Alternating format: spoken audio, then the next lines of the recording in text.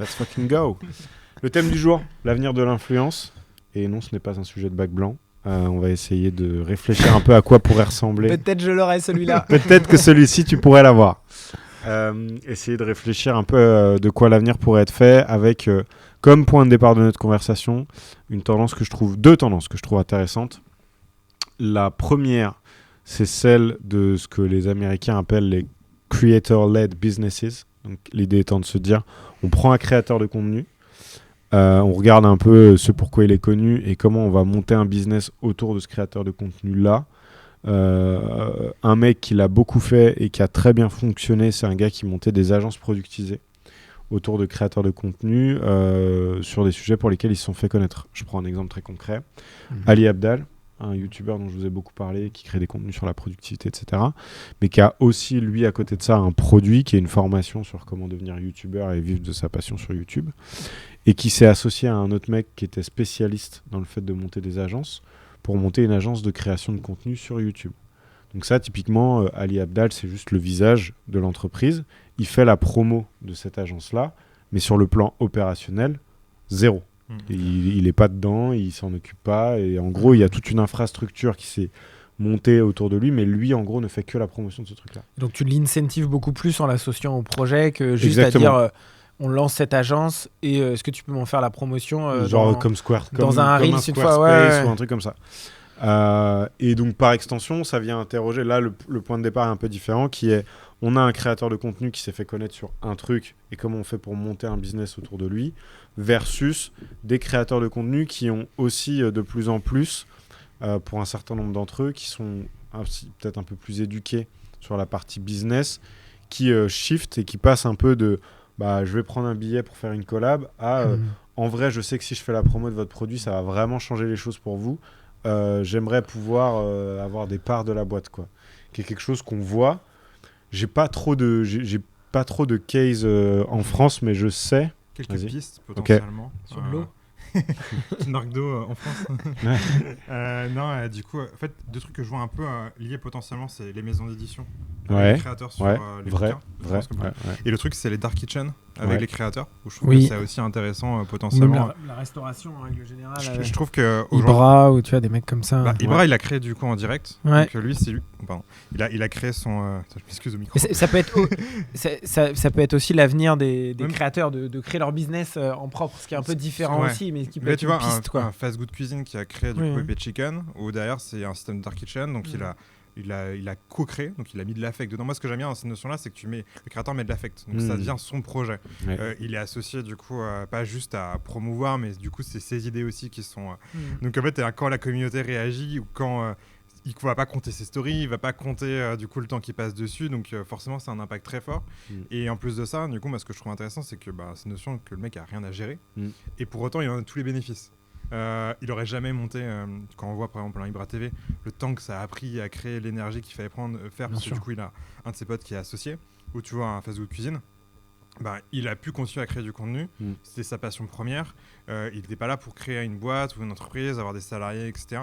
Et je trouve que du coup ça amène deux choses, que moi je trouve assez intéressantes, c'est comment on fait pour que quand le créateur il est prêt à vouloir lancer un truc et qu'il hésite entre je lance un projet tout seul et je me brûle les ailes et je vais l'accompagner et je vais l'associer du coup à un projet que moi j'avais en tête. Et typiquement on le voit, un Fast Good Cuisine, quand on va regarder la marque Dark Kitchen, c'est la même que Amixem. Amixem a fait la même chose du coup avec Smash. Je sais pas, Tom il doit avoir. Non, Star Smash, une autre marque de Allez vérifier. de Smash Burger.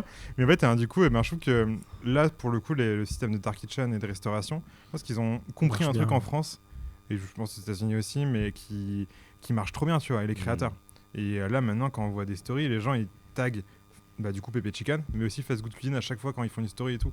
Donc, ils ont vraiment associé, alors qu'il n'y a pas sa gueule et dessus. En plus, si t'es créateur, que tu repartages toutes ces stories-là, en fait, ça te fait du contenu, ça te crée de la viralité, c'est de la vraie UGC. Et tu vois, moi, ce que je trouve intéressant dans ce modèle-là, c'est deux choses. Côté marque, et tu l'as mentionné en passant, c'était le fait que la personne, elle est susceptible de beaucoup moins compter ses efforts, elle ne sera pas à la story près, parce qu'en fait, au niveau de l'alignement des incentives, tu as un truc qui est beaucoup plus fort. C'est-à-dire que la capacité, le créateur de contenu sera d'autant plus enclin à mettre au service de la marque la capacité qu'il a générée à générer du trafic parce qu'il s'y retrouvera vachement plus à la fin. Et après, ce que je trouve là-dedans aussi, c'est que c'est ce qu'on évoquait un peu en préambule avant de lancer l'enregistrement, c'est ce côté, ça permet de donner des perspectives aux créateurs de contenu. Parce qu'en fait, on sait que potentiellement, c'est des carrières avec des durées de vie qui sont relativement limitées, parce que les plateformes évoluent, parce qu'à un moment, tu as peut-être envie de passer à autre chose. Une usure aussi, des fois, des personnes. On peut parler même d'un Inoxtag après Kaizen, tu vois, qui dit, franchement, gamer sur toute la journée, au final, est-ce que je m'y retrouve encore dedans ou pas, tu vois. Mais même des gens qui, effectivement, ils grandissent, ils mûrissent, leur situation de vie change, ils ont peut-être envie de faire autre chose, mais du coup, comment tu fais ? C'est compliqué, tu laisses derrière toi potentiellement ton plus gros asset. Pas toujours évident d'embarquer ta communauté avec toi aussi. Si demain tu te dis, jusqu'ici je parlais de ces sujets-là, à partir de maintenant je vais parler de ces sujets-là parce que ma vie a changé et que mes centres d'intérêt sont plus les mêmes, tu risques aussi de perdre une partie de ton audience. Donc je trouve que ça donne une porte de sortie, ou en tout cas la possibilité pour les créateurs de contenu de construire un actif ou d'avoir des parts dans un actif qui a de la valeur à long terme, plus que les communautés qu'ils ont créées sur les plateformes, quoi. Et en plus, c'est déjà des choses qui étaient mises en place. Ça me fait penser, quand vous dites ça, aux blogueurs vers 2013-2014 qui commencent, et où en fait leur business, c'est les liens affiliés, quoi. Ouais. Et qu'en fait, pour les marques, c'était tout bénéfice, parce que tu avais un pourcentage, et que uniquement si tu avais quelque chose qui était closé, quoi. Ouais. Et donc, je me dis qu'on va revenir aussi à de l'influence, où on va avoir besoin de savoir est-ce que ça influence vraiment. Et peut-être le process aussi, quand tu es une marque, avant de te lancer dans une grosse collab ou un co-brand pour la sortie d'un produit, d'abord teste vraiment l'influence, peut-être avec de l'affiliation, avec quelque chose où tu peux mesurer vraiment l'influence du créateur de contenu. Parce que si tu lances un produit et qu'en fait la personne n'influence pas vraiment, pas sur cette thématique-là, tu te planteras 2 fois plus, quoi. Et tu pourrais même avoir un monde où tu décorrèles 2 choses. C'est-à-dire que tu décorrèles le temps passé par le créateur de contenu à créer le contenu. Et là, tu le payes presque comme un free à la journée, ou au contenu ou au livrable, indépendamment de son influence. Et le côté influence, tu viens le rémunérer via un pourcentage à la commission ou des choses comme ça. Et tu peux effectivement tout à fait imaginer des modalités de collaboration qui sont, sans le faire rentrer au capital d'une boîte direct, mais tu vois, lancer, de mémoire, je crois que c'est un peu ce qu'avait fait Lena Situation quand elle faisait des collabs, tu vois, tu as des lignes de produits, quoi. Tu pourrais imaginer une ligne, une collection, une collaboration ponctuelle avec un nombre d'exemplaires limité qui te permettent effectivement d'évaluer s'il y a bien un alignement entre l'audience et la communauté de l'influenceur et la marque et les produits qu'elle a vocation à commercialiser. Je pense qu'il y a un côté un peu fierté aussi. En fait, moi, ce que je trouve intéressant pour l'influenceur, c'est qu'il y a eu une grosse période où tous les influenceurs voulaient créer des marques, etc. Et en fait, tout le monde faisait des vlogs, etc., ou des contenus sur YouTube pour en parler. Et la plupart, aujourd'hui, ont arrêté, se sont rendus compte que ça prenait trop de temps, c'était pas le même métier. C'était pas leur expertise, etc. Et en fait, je pense qu'aujourd'hui, le bon moyen pour la marque, c'est de dire à l'influenceur ou au créateur: je te donne l'occasion de t'amuser sur un projet qui aura une durée de vie courte. Pour le coup, tu as par exemple un Candy Up avec Michou. Je trouve ça hyper intéressant. Ils ont élaboré une recette, ils ont fait une recette typique, etc. Hyper grosse fierté de pouvoir avoir ton Candy Up, c'est Candy Up, du coup, qui était là, et beaucoup de retours. Le produit est en rupture de stock, voilà, on passe à autre chose, etc. Et ce qui est bien pour l'influenceur, c'est que ça l'enferme pas non plus avec une marque. Non, et c'est hyper valorisant aussi. Parce que des fois, tu vois, quand tu es créateur de contenu, on te met vraiment dans une niche, tu sais que créer.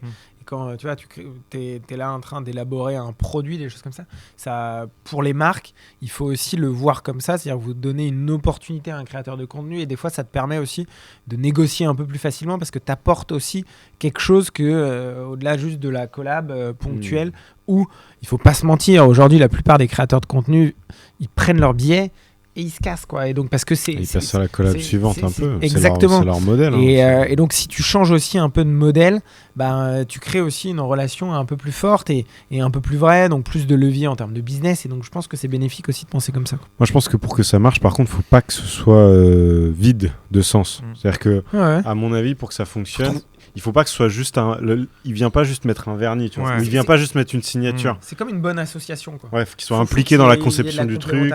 Faut que, c'était un peu moi le feedback là-dessus, ça a été pas mal c'était rendu visible du coup par MXM du coup sur la création de Star Smash, du coup c'est Burger, où en fait il introduit ce sujet-là dans une vidéo YouTube. Bien Star Smash. Star Smash, ouais, ok, trop bien. Il a introduit du coup cette grande nouvelle dans une vidéo YouTube, mais genre vraiment c'était en plein milieu de la vidéo. Il en parle et après il passe à autre chose. La communauté, ça les a rendus fous. Ils se sont dit mais putain, une forme d'easter egg un peu presque. Non, même pas. C'est genre les gens se sont dit mais en fait c'est pas sérieux. En fait il fait le truc en mode est-ce qu'il est vraiment impliqué dedans, etc. Et en fait tu te rendais compte qu'il y avait dans les commentaires, je regardais beaucoup, les gens se disaient mais en fait il le fait pour l'argent, il le fait pas parce qu'il est impliqué, etc. S'il était pleinement impliqué, il en aurait fait un contenu propre, il aurait raconté l'histoire de la création. Là, il a l'opportunité de mettre son logo ou mettre son nom dessus, et c'est tout. Et en fait, moi, ça m'avait marqué ce cas de figure parce que je me suis dit, en fait, si ton créateur, en fait, il a pas envie de créer de contenu, il a pas raconté une histoire derrière, il a pas envie de te parler des coulisses, etc., ça veut dire que t'es parti dans la mauvaise direction. Ouais. Parce que c'est-à-dire que le créateur, s'il n'est pas passionné par le fait de documenter le truc, c'est mort. L'alignement est pas si évident que ça. Quoi. Et je pense, tu vois, je le connais pas, mais il y avait le sentiment quand tu voyais. Pour l'inviter, s'il veut venir. Il est pas loin en plus, mais du coup, c'était le côté où on sentait qu'il y avait un peu ce côté très business. Genre vraiment penser, tu vois, par rapport à ce que tu disais. Il était là pour prendre son billet point, quoi. Non, mais même pour assurer ses arrières, de se dire en fait, je sais que la restauration, c'est un truc qui permet d'avoir des revenus passifs, etc. Donc il s'est dit c'est le bon timing, j'ai l'opportunité. Et je pense qu'il l'a vu comme s'il achetait un appart. Et ça fait, du coup, je pense qu'il n'avait pas prévu d'en communiquer en tant qu'influenceur. Et du coup, il devait faire un lancement en disant j'ai lancé ça et basta. Tu vois, c'est marrant parce que pour moi, il y a aussi un autre truc qui est symptomatique de ça, enfin une autre tendance de fond qui, je trouve, vient illustrer ce sujet-là, qui est, alors en marketing, on a beaucoup parlé de product-led growth. Et je trouve que depuis quelques années, on a un truc autour du founder-led growth, tu vois, genre en marketing. Et c'est vrai en B2B et en B2C. Je prends en exemple en B2B Guillaume Moubèche, Lemlist, qui est grosse strat d'acquisition ultra drivée par la capacité à Guillaume de générer de l'attention, etc. Mais c'est aussi vrai avec des mecs comme Nick Bear, dont je vous avais parlé, avec ses 2 millions d'abonnés sur YouTube, et puis l'intégration hyper naturelle. Faudrait qu'on achète ses produits un jour.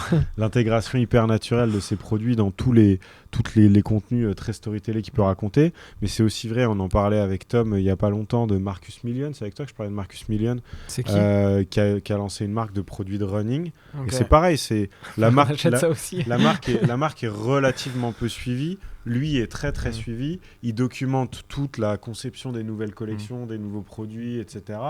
Et en fait, t'achètes les produits parce que tu kiffes Marcus. En fait, il y a un truc. Et puis, même si t'as peu de monde, les acheteurs doivent être hyper fidèles, hyper fiers d'être dans les premiers.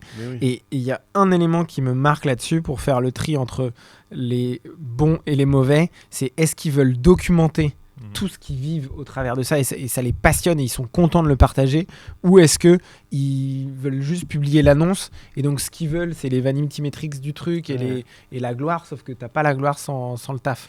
Et donc t'as pas la gloire sans le taf. C'est le Millionaire Club au-dessus.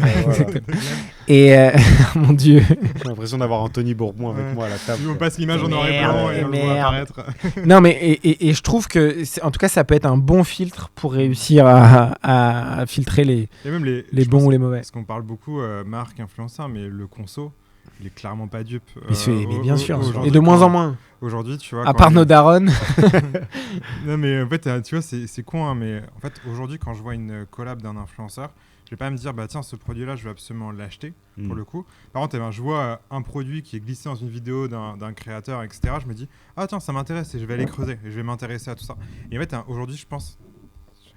Je trouve ça. Je touche plus à mon café. Je te fous une claque. Je sais plus. Mais du coup, ce que je trouve intéressant, c'est. Tu dis pas l'inverse de ce qu'on se disait?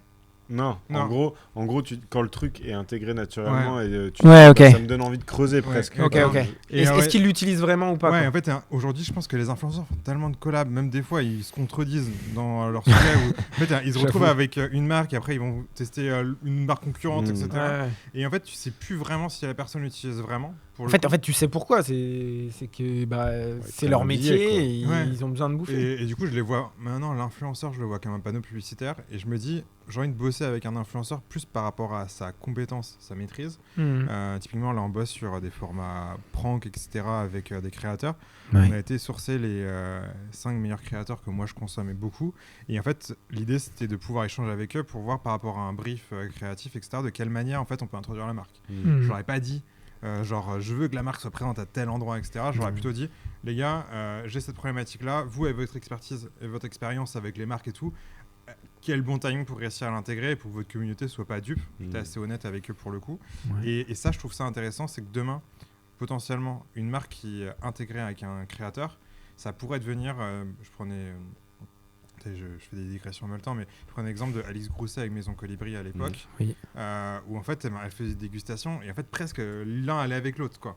C'était dès qu'il y avait une nouveauté Maison Colibri, la communauté d'Alix Grousset lui partageait et il y avait ce truc où même je pense elle s'attendait à voir les produits Maison Colibri dans une de ses vidéos. Et ça faisait naturel, quoi. Ouais, en fait ils avaient réussi à créer un lien qui était juste en fait, on a l'impression qu'elle bossait chez eux. Ouais, ou tu vois, un Bretz ou même un Bretz et McFly, quand ils font la collab, c'est naturel et c'est là où ils sont bons. J'ai vu Courte Paille là aussi, je sais plus, dans un des formats, je sais plus pourquoi ils débattaient entre Courte Paille et Flunch, et ça, je trouvais ça hyper drôle. Et en fait, c'est là où l'intégration est pertinente. Très marrant parler de ça avec McFly et Carito, mais du coup, dans une dernière vidéo, je crois que c'était la même que celle-ci, ils ont fait un petit mail à Bretz en disant c'est quand qu'on a des royalties. Et je trouve que le côté humour où il l'amène et il affiche comme ça en disant mais tu vois ce que ça dit de la manière dont ils conçoivent les collaborations avec les marques aujourd'hui, ça change aussi, tu vois. Il disait est-ce qu'on peut avoir 0,10% de revenus là-dessus. Brett aurait tout intérêt à faire, tu vois, un parfum avec eux et à créer bien sûr. Mais c'est marrant parce qu'en fait je pense que les créateurs ils ont conscience qu'ils ont un pouvoir, mais des fois ils ne mesurent pas en fait autant que ça le pouvoir qu'ils ont, parce qu'un McFly et Carito ils auraient fait une OPEC Brett, ça aurait moins bien marché que s'ils avaient fait le truc de manière naturelle comme ça. Je sais pas si c'est de leur faute ou aussi l'agence ou les marques, quand tu bosses comme ça, de se dire mais en fait si il n'y avait pas d'argent, c'est quoi la façon la plus naturelle de le mettre en place, quoi. Et même quand tu vas sourcer tes influenceurs, fais-le avec ce prisme-là, quoi. Moi, je trouve qu'un des trucs qui est aussi tu vois, un bon prisme, on disait s'il n'a pas envie de documenter les coulisses, c'est peut-être que c'est pas la bonne personne. Mais un autre truc, c'est s'il est déjà client, bingo. Tu vois, il y a aussi un truc autour de est-ce que c'est des produits que tu utilises ou que tu utiliserais, que tu pourrais utiliser au quotidien. Si tu les utilises pas, pourquoi? Et tu vois, d'essayer de comprendre et de pas forcer le truc. Je pense que j'aimais bien, tu en avais parlé de Gymshark à l'époque, où en fait les influenceurs qui bossaient avec la marque, c'était des gens qui venaient demander de bosser. Il y avait ce truc de très genre c'est pas la marque qui va voir les influenceurs, c'est les influenceurs qui viennent à toi. Et je trouve que ça rend dit long sur sur la relation, etc. qu'il y a. C'est que en fait, je pense que t'es une marque qui a réussi, etc. Quand t'as les personnes qui viennent te convoiter un peu, pas juste pour ton argent, c'est juste qu'ils disent quitte à bosser avec une marque, autant que ça soit avec une marque que j'aime, quoi. On en parlait de cette distinction entre les marques, ce que je dis, je vous en parlais la semaine dernière, commodité, communautaire et statutaire. Et tu vois, typiquement, quand on arrive à ce stade-là, pour moi, c'est que t'es une marque statutaire. C'est-à-dire que le fait de bosser avec toi, ça envoie un signal sur ton statut en tant que créateur de contenu, tu vois. Et un truc que je trouve intéressant aussi là-dedans, parce qu'on a beaucoup parlé de les créateurs de contenu qui lancent des entreprises en capitalisant sur ce pourquoi ils sont connus, qui potentiellement essaient de trouver des modalités de collaboration qui sont plus avancées, plus engageantes pour la marque, pour le créateur. Mais récemment, j'ai fait une vidéo pour la page de Tierfest où je parlais d'une marque qui s'appelle Olipop. Et Olipop, par exemple, ils avaient un prisme que je trouvais hyper intéressant, c'est que en gros, ils ont engagé en tant que directrice marketing une créatrice de contenu sur TikTok. Ils ont essayé de créer du contenu avec des agences qui ont fait du contenu très brandé, très produit, qui marchait pas du tout. Ils ont été voir une créatrice de contenu sur TikTok qui avait déjà pas mal de vidéos virales à son actif, qui avait déjà parlé de la marque. Et en gros, ils l'ont engagée et elle est devenue directrice marketing. Enfin, en tout cas, elle s'est occupée du social media de cette marque-là. Et je trouvais ça hyper smart. Et elle incarnait les contenus. Tu vois, il y a un truc que j'ai trouvé. Et après, ils ont déployé un programme qui s'appelle Olipop Partners, où ils ont essayé de mettre en place des mécaniques similaires. Mais tu vois, même rien que dans la nomenclature, la sémantique, c'est important, tu vois. Ouais, c'est Olipop, partners, t'es partners, t'es pas dans le truc. Et je trouvais ça plutôt cool, moi. Dans le même esprit que je trouvais hyper cool, je crois que c'était Camailleux qui avait fait appel du coup à Lena Situation pour venir aider à recruter du coup leur futur responsable market ou communication.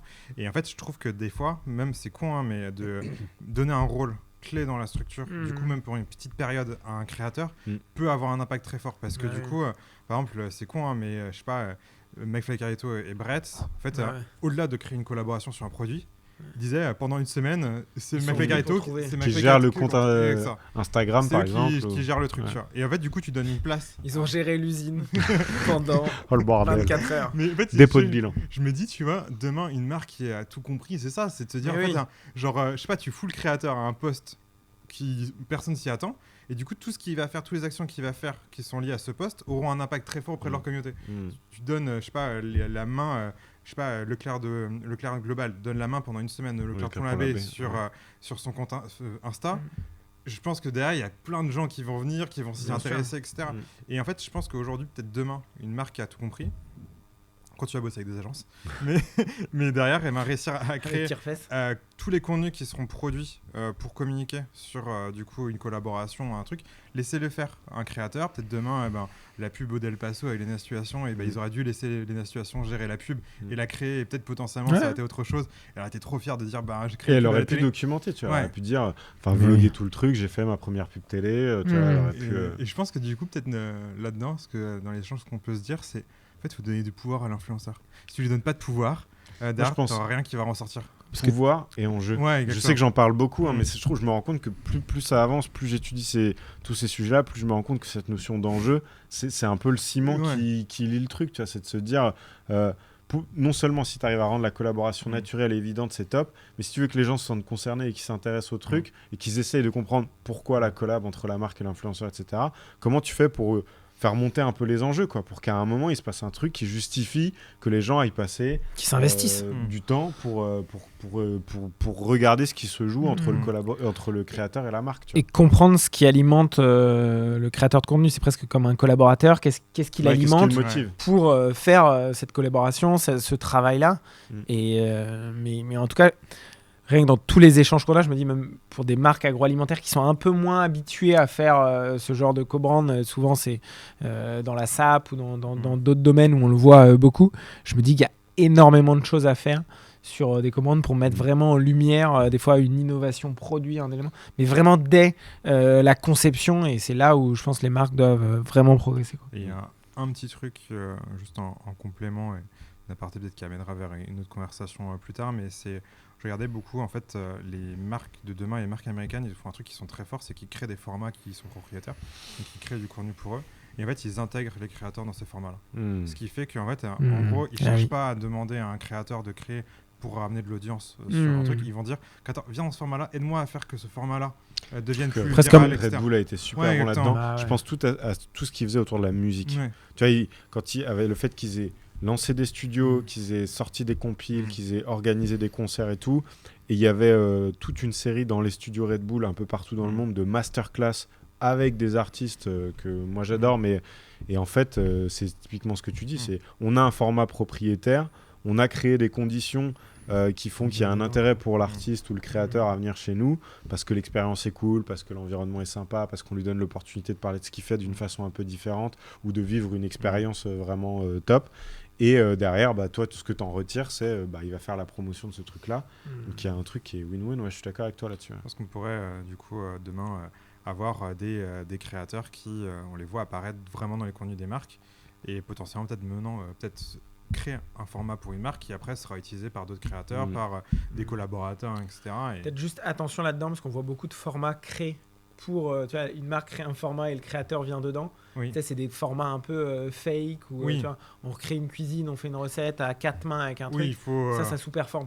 Faites pas des formats éclatés au sol, sinon ça marchera dans tous les cas pas. Oui, il y a plein de trucs. En fait, je pense que la limite, c'est quand on part sur de la surproduction. Je pense que derrière, en fait, quand tu commences à échanger avec le créateur et vraiment pour savoir. Mais tu vois, par exemple, je me dis, tu dis recette à 4 mains, machin, etc. Je comprends le truc. Mais dans une idée pas si éloignée que ça qui pourrait être intéressante, c'est la marque a fait venir un chef de renom. elle fait venir des créateurs de contenu food sur les réseaux et elle organise une masterclass d'une journée avec ce mec-là et ce mec-là leur apprend à cuisiner.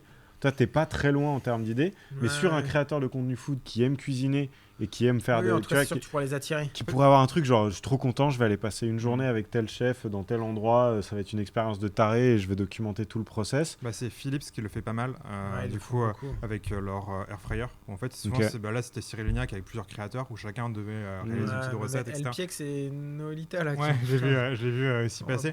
Mais en fait, tu vois, il y a le côté un peu trop produit. Je pense que la limite, c'est qu'en fait, ils partent dans des trop grosses productions, etc. Ça sonne un peu faux.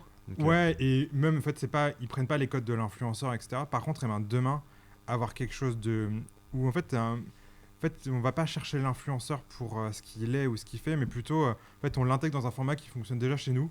Et comme par hasard et par magie, oh bah tiens, qu'est-ce qu'il fait là, qu'est-ce qu'il fait là, et j'aime bien, tu vois, par exemple, on prend l'exemple de Squeezie, tu sais, qui a son format phare. Il est déjà influenceur, mais en fait, au départ, il faisait que avec ses potes.